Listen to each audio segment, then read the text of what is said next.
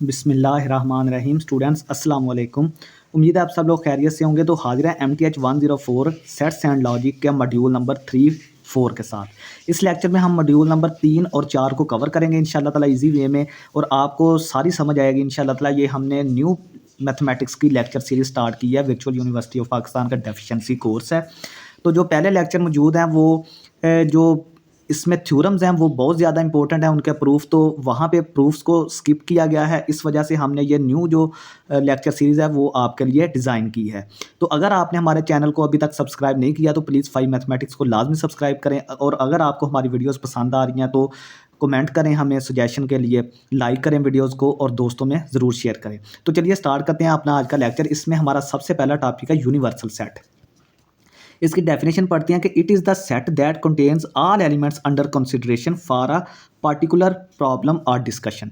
तो ये एक ऐसा सेट होता है जिसमें तमाम एलिमेंट्स मौजूद होते हैं जो किसी हम पार्टिकुलर प्रॉब्लम या किसी डिस्कशन के लिए हम जो डिस्कशन कर रहे होते हैं। फॉर एग्जांपल जो हम डिस्कशन या जिस पार्टिकुलर प्रॉब्लम को हम डिस्कस कर रहे होते हैं उसमें मौजूद तमाम एलिमेंट्स का जो सेट होता है ना, जो जो भी उसमें एलिमेंट्स आ सकते हैं वो यूनिवर्सल, जैसा कि नाम से ज़ाहिर है यूनिवर्सल, यानी कि बहुत बड़ा सेट है यूनिवर्सल।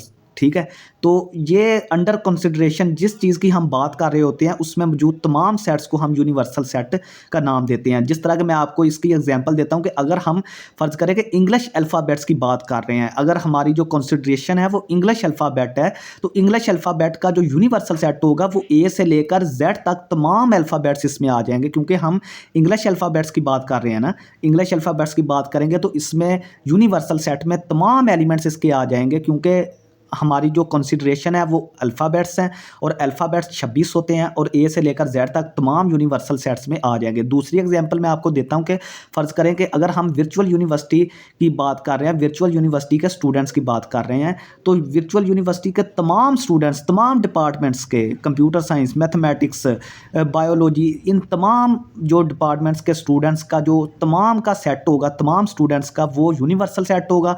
और अगर हम उसमें से किसी पार्टिकुलर डिपार्टमेंट की बात करें, जिस तरह के BS मैथमेटिक्स के स्टूडेंट्स की बात करें, तो वो फिर यूनिवर्सल सेट का एक सब सेट हो जाएगा, उसका एक छोटा सेट हो जाएगा। तो देखेंगे अगर हम universal set of English alphabets की बात करें तो ए से लेकर जेड तक तमाम यूनिवर्सल सेट में आ जाएंगे अल्फ़ाबेट्स। और अगर हम सिर्फ बात करें वावल्स की, ठीक है, इंग्लिश वावल्स की जो बात करें तो A E I O U, अगर हम इसको ए सेट का नाम दे दें तो ये ए सेट जो होगा फिर यू का सब सेट हो जाएगा, क्योंकि देखें कि ये सारे एलिमेंट्स इसमें आ रहे हैं ना, A E I O U इसमें मौजूद हैं, तो ए सेट जो है वो यू का सब सेट होगा और यू जो है यूनिवर्सल सेट होगा, क्योंकि इसमें कंसिडरेशन वाले तमाम एलिमेंट्स आ गए हैं। It depends on the context. तो देखें ये कॉन्टेक्स्ट पे डिपेंड करता है। जिस तरह के हमने अल्फ़ाबेट का कॉन्टेक्स्ट लिया तो इसमें ये सारे एलिमेंट्स आ गए। अगर हम वर्चुअल यूनिवर्सिटी का कॉन्टेक्स्ट लेंगे तो उसमें सारे जो डिपार्टमेंट्स के स्टूडेंट्स हैं वो आ जाएंगे। ठीक है, और अगर हम उसमें से कोई सबसेट लेते हैं, जिस तरह के ये ए सेट हमने सबसेट के तौर पर लिया, तो वो इसका एक छोटा सेट सबसेट बन जाएगा। ठीक है, सबसेट को भी आगे हम डिफाइन करते हैं। नेक्स्ट हमारे पास है एम्प्टी सेट। एम्प्टी सेट एक ऐसा सेट होता है जिसमें कोई एलिमेंट नहीं होता। इस A B the set of people in world who are older than 250 years. तो इसकी एक एग्जांपल है कि दुनिया में मौजूद ऐसे तमाम लोगों का सेट जिनकी उम्र 250 साल से ज़्यादा है। तो ए सेट जो होगा वो खाली सेट होगा। इसको हम इस तरह 5 से रिप्रेजेंट करते हैं, या ये जो खाली सेट हमने बनाया हुआ है ये दोनों इसको हम रिप्रेजेंट कर सकते हैं। तो देखें कि ये ए सेट जो है, ए सेट क्यों खाली सेट है? ए सेट इसलिए खाली सेट है कि दुनिया में तो कोई ऐसा बंदा है ही नहीं जिसकी 250 ईयर्स से ज़्यादा उम्र है। तो फिर ए सेट जो होगा वो हमारा क्या होगा? खाली सेट होगा। नेक्स्ट हमारे पास है कि b is equal to x such that x square is equal to 4, x is odd. तो ये b सेट भी एक खाली सेट है, क्योंकि देखें कि एक्स स्क्वायर अगर 4 के बराबर है तो यहाँ से x की वैल्यू कितनी आएगी? 2। दोनों तरफ स्क्वायर रूट लें तो x की वैल्यू कितनी आएगी? 2, और 2 एक इवन नंबर है, तो x इज़ ऑड। तो देखें ये x जो है वो इवन आ रहा है, ऑड नहीं आ रहा, तो इसका मतलब ये है फिर कि ये खाली सेट होगा, क्योंकि इसका आंसर ऑड नहीं इवन आ रहा है, तो ये इसका आंसर क्या होगा? एक खाली सेट होगा। x such that x is a positive integer, x square is equal to 3। तो s जो है वो भी हमारा क्या होगा? वो आ जाएगा 5। ठीक है, क्योंकि एक्स स्क्वायर बराबर 3 जो है वो जब दोनों तरफ हम स्क्वायर रूट लेंगे तो ये x की वैल्यू 1.3 2 इस तरह कुछ समथिंग 1 पॉइंट कुछ आएगी, तो ये पॉजिटिव इंटीजर तो ना रहा। इंटीजर क्या होते हैं 1 2 3 4 5, जो डेसिमल के बगैर नंबर होता है उसको हम इंटीजर बोलते हैं। लेकिन ये देखें यहाँ पे एक्स की वैल्यू तो डेसिमल वाली आ गई, तो इसका मतलब ये है कि जब इसको आप सॉल्व करेंगे तो ये आपका आंसर जो है वो एक इंटीजर नहीं बल्कि डेसिमल पॉइंट नंबर आएगा। तो डेसिमल नंबर की तो उसने बात ही नहीं की, उसने तो पॉजिटिव इंटीजर की बात की है। तो पॉजिटिव इंटीजर तो हमारा कोई भी नहीं आया बल्कि एक डेसिमल नंबर आया। तो इसका मतलब ये है कि ये जो सेट एस है इसका आंसर भी खाली सेट है, 5 सेट है। ठीक है, तो उम्मीद है ये आपको थोड़ा समझ आई होगी। ये 2 एग्जाम्पल्स आपको 3 मैंने दे दी हैं। ठीक है, तो इसको आप मजीद क्लैरिफाई कर सकते हैं। नेक्स्ट हमारे पास है subsets. A subset is the set whose every element is also an element of another set. If set A is a subset of set B, इसको हम कैसे लिखते हैं, A is the subset of B। अगर set A के तमाम elements set B में भी मौजूद हों तो हम उसको बोलेंगे कि A जो है वो B का क्या है, सबसेट है। ये इसकी अलामत है, सिंबल है, A is the subset of B। अगर किसी सेट A के तमाम एलिमेंट्स सेट B में भी मौजूद हों तो हम उसको बोलेंगे कि A जो है वो B का सबसेट है। तो देखें ये B हमारा सेट है 1 2 3 4 5 और ये ए सेट है 2 4, तो ए के तमाम एलिमेंट्स इस सेट में मौजूद हैं। तो हम बोल देंगे कि ए जो है वो बी का सबसेट है, या जो बी है वो क्या है, सुपर सेट है ए का। ये जो उल्टी अलामत होती है ना इस तरफ वाली, इसको हम बोलते हैं सुपर सेट। तो जो बड़ा सेट होता है वो फिर नाम से ज़ाहिर है सुपर सेट, तो बड़ा सेट जो होता है जो बी सेट है वो सुपर सेट बन जाता है, और जो छोटा सेट होता है वो सब सेट बन जाता है। तो अगर ये दोनों चीज़ें आप लिख सकते हैं कि ए जो है वो बी का सबसेट है क्योंकि ए के तमाम एलिमेंट्स बी में मौजूद हैं, और बी बड़ा सेट है ए से, तो बी जो है वो सुपर सेट है ए का। ठीक है, नेक्स्ट हमारे पास एक और एग्जांपल है, इसको भी आप देख सकते हैं कि ए बी सी 3 एलिमेंट्स दिए, 3 सेट्स दिए गए हैं। ठीक है, सी जो है यहाँ पे वो ए का भी सबसेट है, सी जो है वो बी का भी सबसेट है। ठीक है, सी ए और बी दोनों का सबसेट है, लेकिन जो बी है वो ए का सबसेट नहीं है, क्योंकि देखेंगे बी के जो एलिमेंट्स हैं तो वो तमाम एलिमेंट्स ये 1 और 3, तो इसमें 1 3 5 इसमें तो मौजूद हैं, लेकिन ये 2 और 7 वो ए में मौजूद नहीं है। तो अगर बी के तमाम एलिमेंट्स ए में मौजूद नहीं हैं तो हम नहीं बोलेंगे कि ये बी जो है वो ए का सबसेट है। तो इसलिए ये देखें 7 और 2 ए में मौजूद नहीं है, तो इसलिए हमने कहा कि बी जो है वो ए का सबसेट नहीं है। ये ऊपर लाइन लगा दी हमने। ठीक है, नेक्स्ट हमारे पास है properties of sets.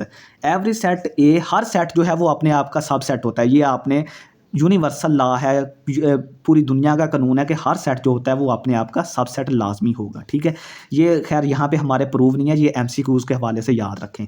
Every set A is a subset, her set जो होगा वो यूनिवर्सल सेट का हमेशा सबसेट होगा। देखें कि अगर आप यूनिवर्सल सेट लें ABC वाला, ABC अप टू Z तक, ये अगर आपने यूनिवर्सल सेट लिया तो अगर आप कोई भी सेट A B ले लें, एक सेट AB ले लें, BC ले लें, CD ले लें, कोई भी सेट अगर आप ABC वाला लेंगे ना, मतलब कि अल्फ़ाबेट वाला, इंग्लिश अल्फ़ाबेट वाला कोई भी छोटा सेट लेंगे तो वो लाजमी बात है कि वो यूनिवर्सल सेट का क्या होगा, सब सेट होगा। यानी कि ये यूनिवर्सल सेट बड़ा सेट है ना, सबसे बड़ा सेट है जो अल्फ़ाबेट का, तो अगर आप कोई भी छोटा सेट अल्फ़ाबेट का लेंगे तो ज़ाहिर बात है कि वो ए जो है वो यू का सबसेट होगा, क्योंकि ए के तमाम एलिमेंट्स यू में आ जाएंगे।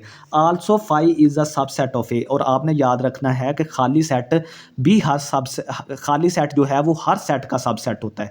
जब आप किसी सेट के सबसेट लिखते हैं तो सबसे पहला जो सबसेट आता है वो खाली सेट होता है हर सेट का।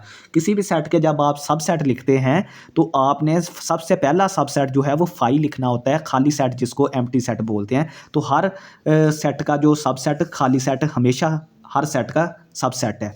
अगर ए सबसेट है बी का और बी सबसेट सी का, तो ए जो है वो सी का भी सबसेट होगा। ठीक है, अगर ए बी का सबसेट है और बी सी का सबसेट है तो ए जो है वो सी का सबसेट भी होगा। ये इसको हम ट्रांजिटिव लॉ भी बोलते हैं, ट्रांजिटिव लॉ। यानी अगर देखें कि सैफ अगर अली का दोस्त है और अली अहमद का दोस्त है तो सैफ जो है वो अहमद का दोस्त भी होगा। ठीक है, ये आप यहाँ से समझ सकते हैं। नेक्स्ट हमारे पास है कि अगर ए सबसेट है बी का और बी सबसेट है ए का, तो हम ये बोल देंगे कि दोनों सेट बराबर है। तो अगर आपको कहीं पे भी दो सेट्स को बराबर करने की, प्रूव करने की क्वेश्चन आता है तो आपने ये वाली टेक्निक लगानी है कि अगर आपने दो सेट्स को बराबर प्रूव करना है तो आप पहले शो करेंगे कि ए सबसेट है बी का, फिर शो कर देंगे बी सबसेट है ए का।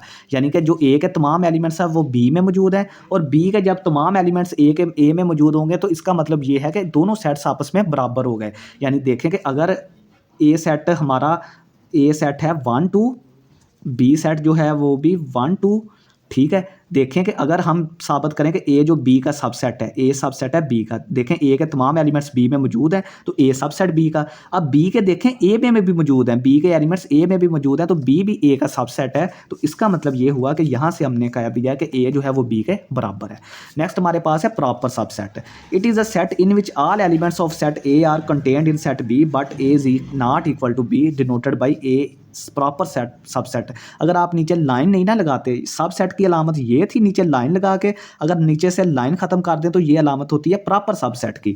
तो कोई भी सेट ए जो है वो कब, मैं आपको ये एग्जांपल से बता देता हूँ कि अगर ये बी सेट है 1 2 3 4, ए सेट है 1 3, तो बी जो ए सेट है ना, ए सेट वो बी का प्रॉपर सबसेट है।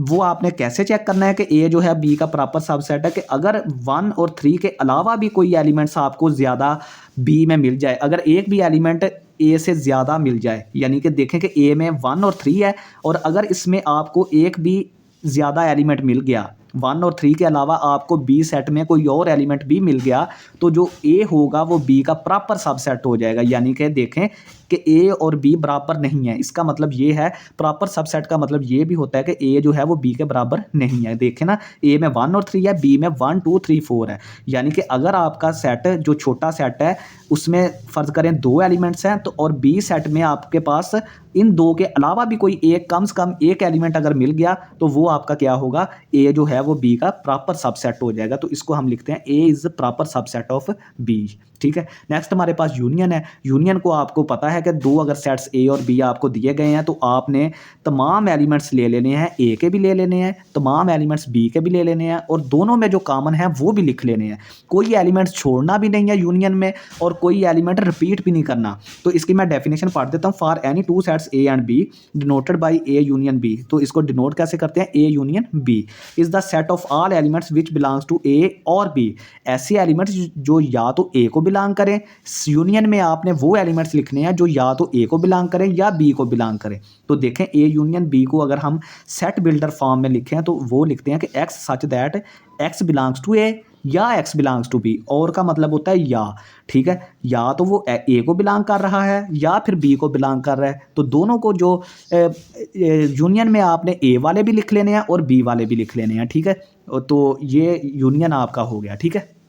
नेक्स्ट टॉपिक है स्टूडेंट्स इंटरसेक्शन, ठीक है। इंटरसेक्शन को हम इस तरह उल्टे यू से रिप्रेजेंट करते हैं।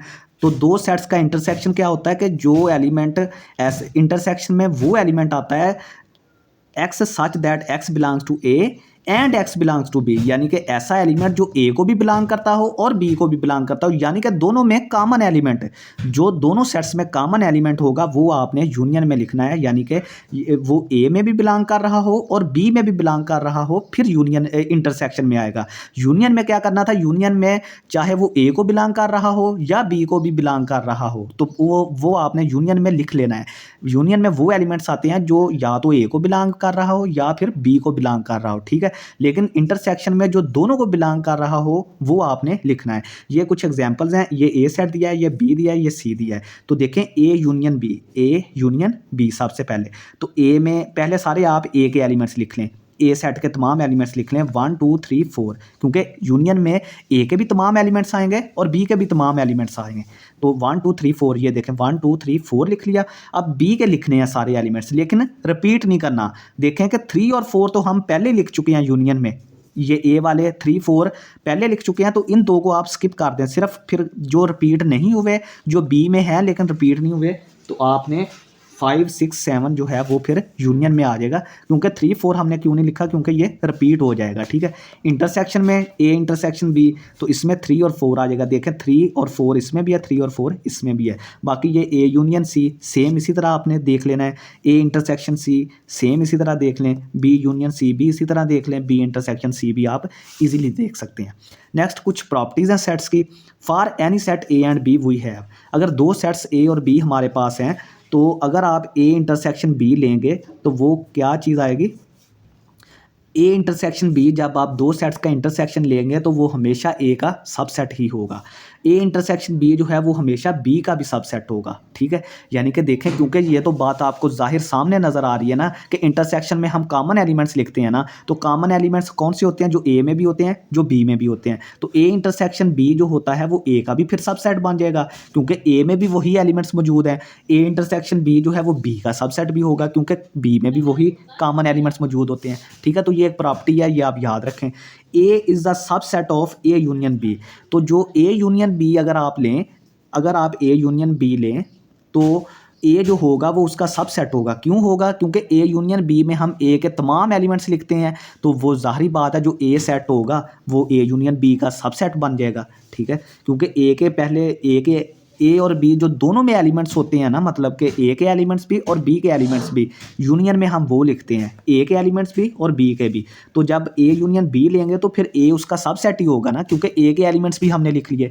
इसी तरह बी सबसेट होगा ए यूनियन बी का, क्योंकि हमने ए यूनियन बी में ए के एलिमेंट्स भी लिखे हैं, बी के भी लिखे हैं, तो बी जो है वो बी ए यूनियन बी का भी सबसेट होगा। तो दोनों को अगर आप कंबाइन कर दें तो फिर इसको हम क्या लिख सकते हैं, यानी कि पहले आप कंबाइन कर दें ये दो प्रॉपर्टीज़ को, फिर दो इन प्रॉपर्टीज़ को, तो देखें ए इंटरसेक्शन बी सबसेट है ए का, और जो ए इंटरसेक्शन बी है वो सबसेट किसका है?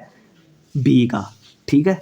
सॉरी, बल्कि नहीं, आपने ये दो प्रॉपर्टीज़ को यहाँ पे करना है। ये देखें, सबसे पहले ए इंटरसेक्शन बी किसका सबसेट है? ए का, तो ये हमने ये वाली चीज़ इतनी लिख दी, ये ठीक है। फिर हमने ये वाली चीज़ को लिखना है कि ए सबसेट है ए यूनियन बी का, तो ये देखें ये वाली चीज़ हमने ए सबसेट है ए यूनियन बी का। अब आपने क्या करना है कि पहले ये वाली प्रॉपर्टी लिखें कि ए इंटरसेक्शन बी सबसेट है बी का, तो हमने ये वाली लिख दी। अब हमने बी सबसेट है ए यूनियन बी का, तो ये देखें ये हमने इतनी चीज़ बी सबसेट है ए यूनियन बी का, ठीक है। नेक्स्ट हमारे पास है कॉम्प्लीमेंट।